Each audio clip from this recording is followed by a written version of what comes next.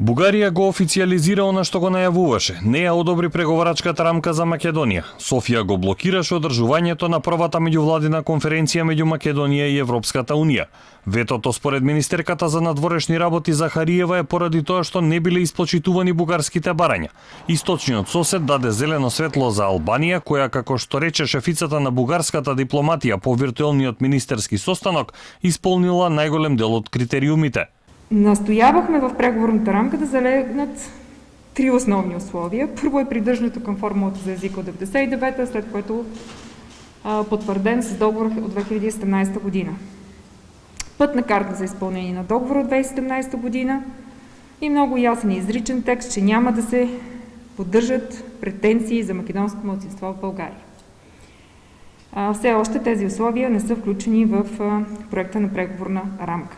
Според германскиот министер за Европа Рот, спорните точки во разговорите меѓу Скопје и Софија се во однос на скратената верзија на нашето ново уставно име и македонскиот јазик.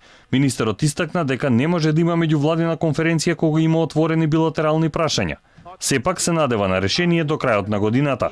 In the search for reasonable solutions and wishing to be, we want to be helpful and we want to clear the path as much as possible so that we can start on those intergovernmental conferences.